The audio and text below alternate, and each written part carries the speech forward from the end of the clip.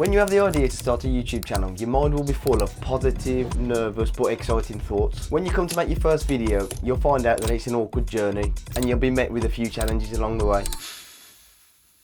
So in this video I'll be discussing exactly what they are and how to overcome them as a beginner. You can learn through the mistakes I've made, find YouTube just a little bit easier in general and upload with a lot less stress. When I first thought about making YouTube content, I thought it would be plain sailing. I thought it would be easy to make great looking videos and the subscribers would fly in. Little did I know, that couldn't be further from the truth. Along the way you're faced with a lot of problems, challenges and a lot of disheartenedness.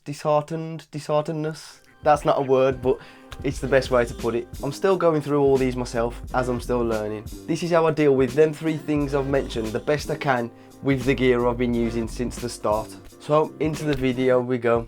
Now I'm going to start where it'd start making an actual YouTube video, with the thumbnail.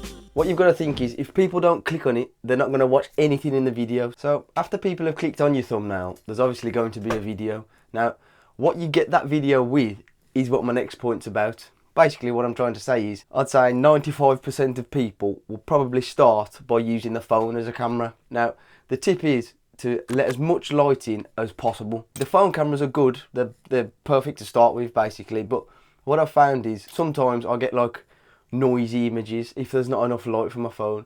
And to be fair, my phone is not the newest one, it's an iPhone 12 Pro. It's about 5 years old I think. So what I do is I just whack my blinds to the top to allow as much light to come through the window as possible, and then like have a play around with the camera and you can actually get some decent shots where it's not like fuzzy on the outlines of your face and things like that. Now I have made a video before on this about turning your bedroom into a studio, and I did say it's better to use artificial lights because you can place them anywhere you want. Now I still agree with that point, but I think that natural light is by far the best if you've got it.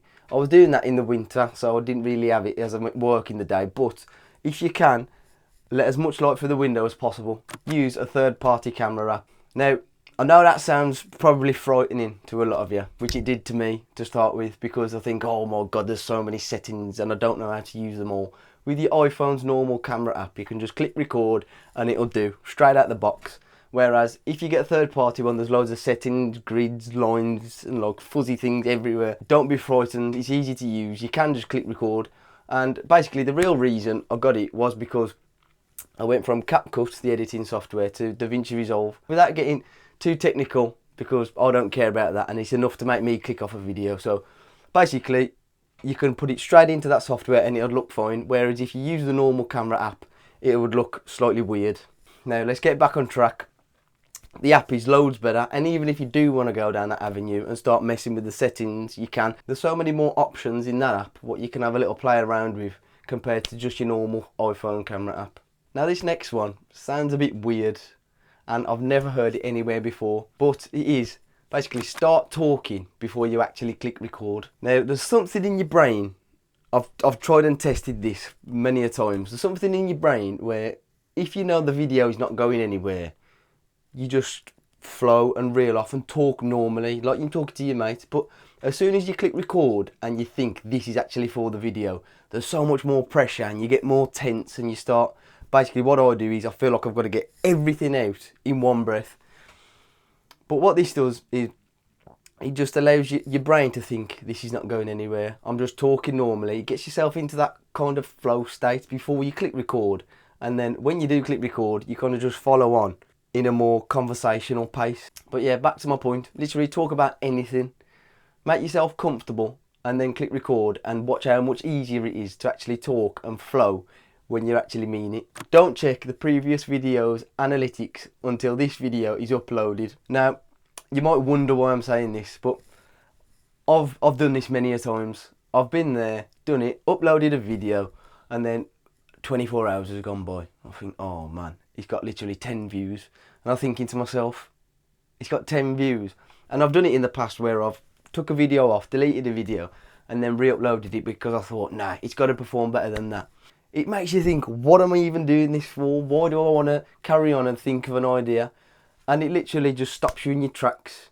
You start thinking about the previous video, when this video is the most important one right now because it's the one you should focus on solely. Now I've made a video on this, it's called what's the point or something, just quit. but this point helps me massively. And now, to be honest, I rarely ever check them, but I like to check them because then you see your comments and you can reply to comments. But if I could just literally turn my views off and my likes, well, leave them on, but make it so I can't see them, I definitely would. Pick an idea and just go for it. Don't waste time thinking about which idea to go for. This is also a recent one what I've kind of made in my own head, because I have to pick an idea every single week to make the next video about. Now I have got a list, but I found myself sometimes thinking, oh, shall I make that video? Shall I make this video?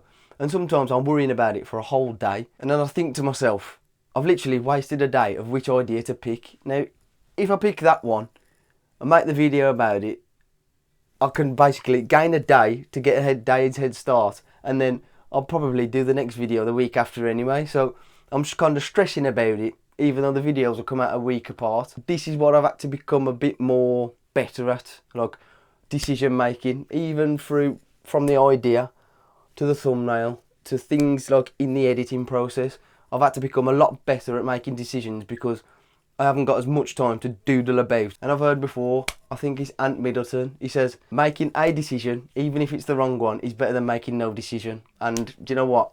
That kind of resonates with me. Just going for one thing instead of just being stuck is always a better option. Now, if you've made it this far, or the video's still playing whilst you're looking for a different video to watch through the suggested section, then why don't you just leave me a like, or even subscribe if you want. Now, I don't really know if this makes much of a difference, me saying it, but if me saying it is the difference between you moving your mouse and clicking like, or just scrolling and keep going past, then it's worth a try. Why not? But thanks for watching this video, and hopefully you can find some value in it, and subscribe or don't, but come back next week because I'll be making similar videos all the way until 2027.